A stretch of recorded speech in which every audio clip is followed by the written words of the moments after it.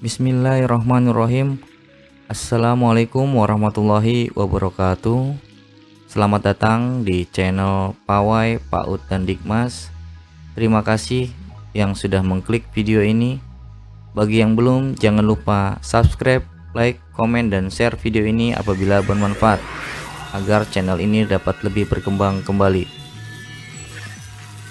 Pada video kali ini masih terkait tentang Dapodik Vokasi 2.2 atau Dapodik untuk Lembaga Kursus dan Pelatihan atau LKP. Bagi Bapak Ibu yang baru menemukan channel ini, bisa dilihat video-video sebelumnya terkait Dapodik Vokasi 2.2 ini. Ada beberapa video yang sudah saya share terkait Dapodik untuk Lembaga Kursus dan Pelatihan. Bagi yang baru pertama kali membuka aplikasi Dapodiknya, saya mengulang sekali lagi, tinggal kita buka saja di Google-nya, entah menggunakan web browser yang Google Chrome atau menggunakan Mozilla.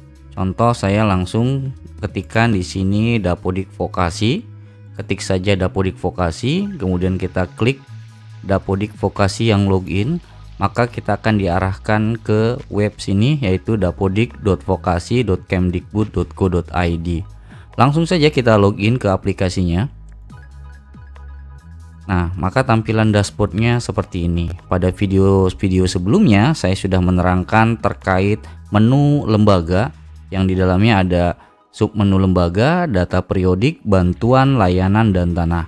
Pada video kali ini yang akan saya terangkan yaitu terkait tentang menu sarana prasarana yang ada dalam aplikasi Dapodik Vokasi ini.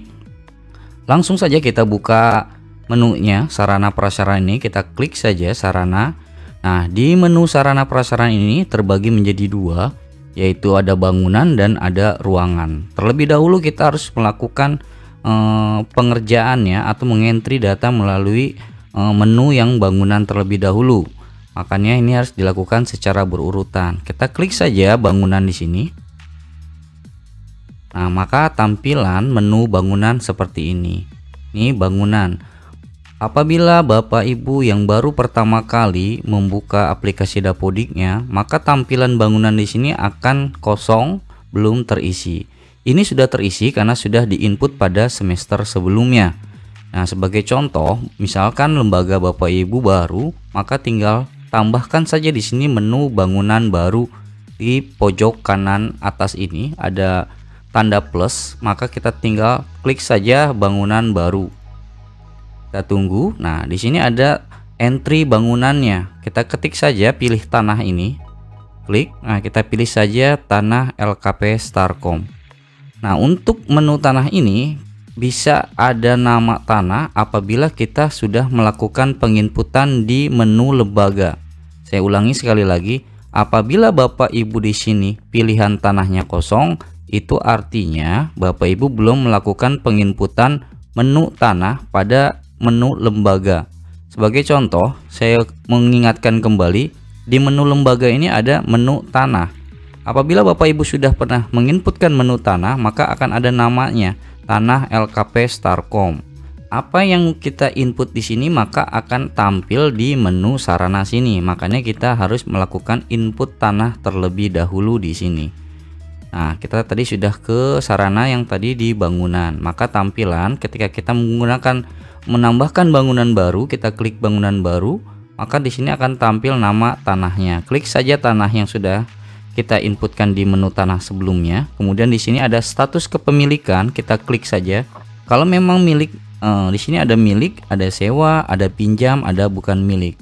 Contoh di sini misalkan milik, maka saya tinggal pilih milik statusnya. Kalau kita memang sewa atau pinjam, maka kita klik sewa. Ini untuk lembaga ini adalah milik, maka kita klik saja milik. Kemudian namanya di sini entry bangunan bisa menggunakan nama bangunan atau nama lembaga Bapak Ibu. Misalkan dicontohkan di sini bangunan LKP Starkom.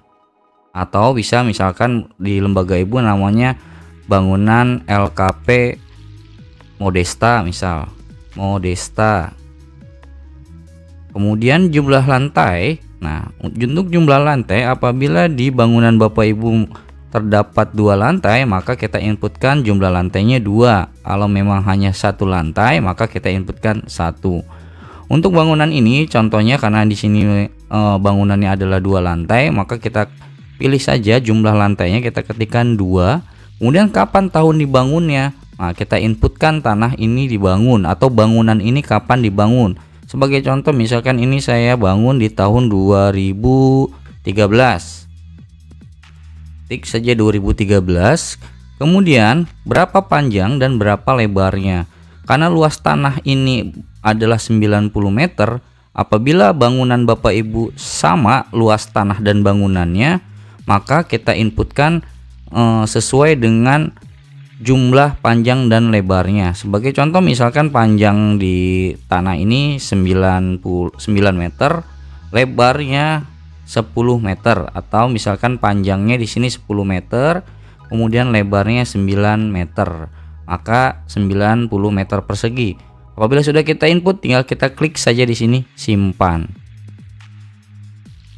Nah, data bangunan berhasil disimpan. Nah, kita tinggal close saja seperti itu ya. Jadi di sini terjadilah 2 bangunan, yaitu yang pertama bangunan LKP Starkom, yang kedua ada bangunan LKP Modesta namanya, karena nama ini sesuaikan saja dengan nama lembaga Bapak Ibu. Nah, untuk jenis bangunan ini misalkan kita berada di satu lahan dan memang terdapat 2 bangunan. 2 bangunan di sini artinya adalah bangunan ini memiliki atap yang berbeda. Misalkan kita mempunyai luas lahan 100 meter atau 200 meter persegi di tanah tersebut, dan kebetulan di tanah tersebut ada 2 bangunan yang saling terpisah. Yang saling terpisah artinya berbeda atapnya, maka itu disebut dengan beda bangunan. Tapi kalau bangunannya atau atapnya menyatu, maka itu disebut satu bangunan.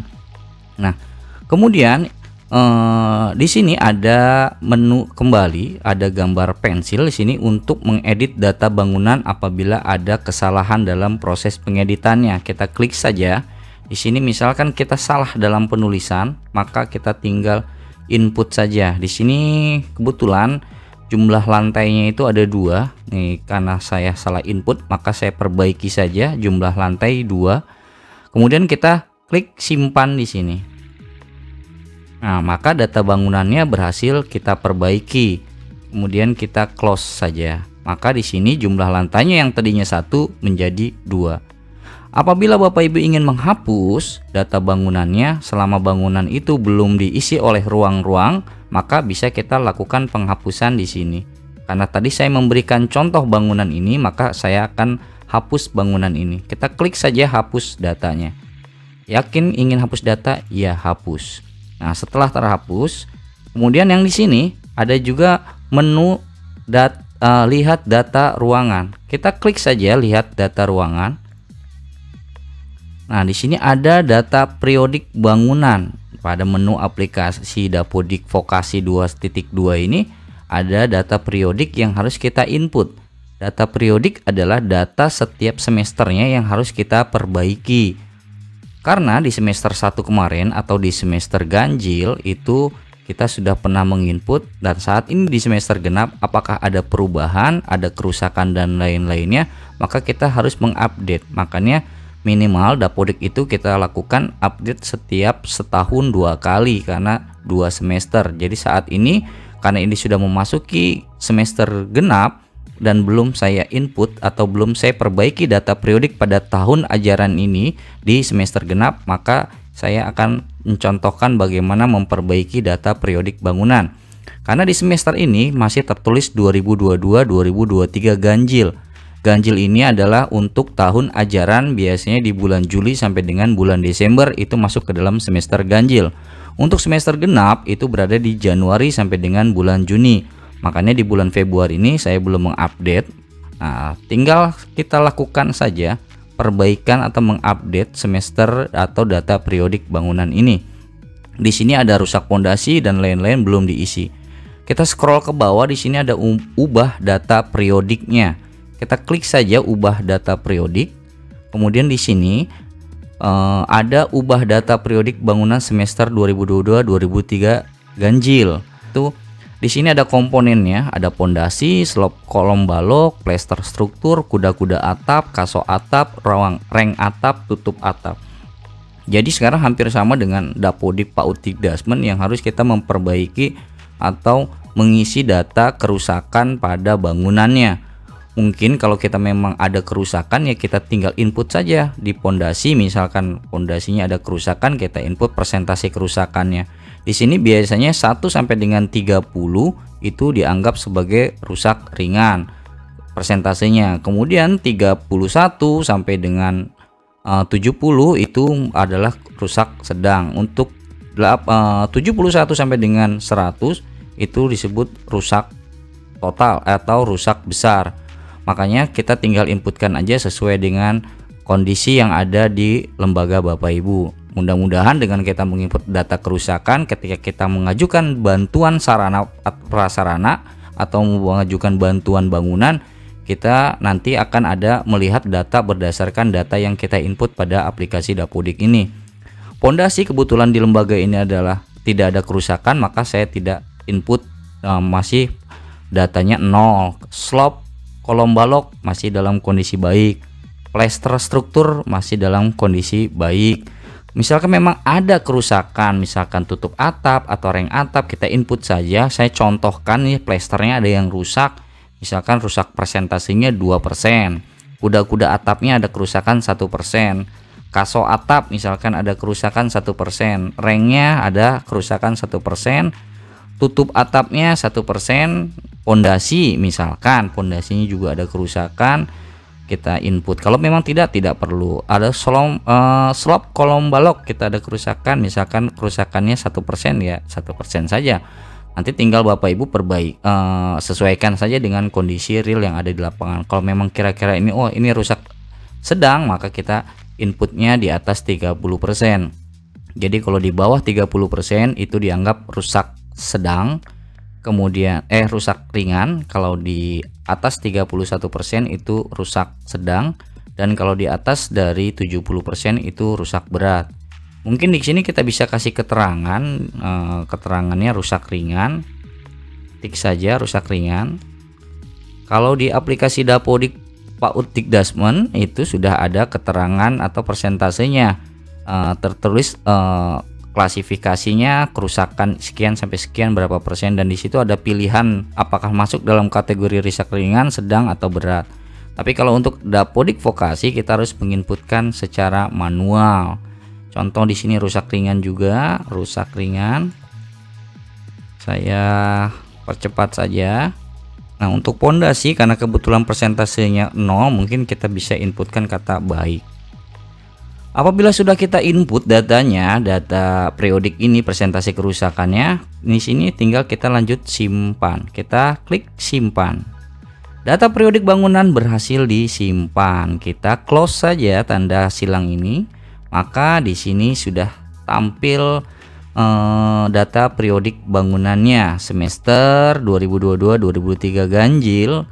Di sini sudah kondisi baik, rusak ringan dan sebagainya. Ini untuk kita mengubah data periodik. Ini saya memberikan contoh bagaimana kita menginput atau mengentry data bangunan dan mengisi data periodik bangunannya. Pada video yang akan selanjutnya saya akan menjelaskan kaitan masih di menu sarana, yaitu di menu ruangan. Terima kasih sudah menonton video ini sampai habis. Semoga video ini dapat bermanfaat bagi Bapak Ibu sekalian. Bagi yang belum subscribe, silahkan di subscribe. Jangan lupa di like, komen, dan share jika video ini bermanfaat. Tinggal ditunggu saja untuk video selanjutnya. Salam satu data, salam sehat selalu, salam kompetensi. Wassalamualaikum warahmatullahi wabarakatuh.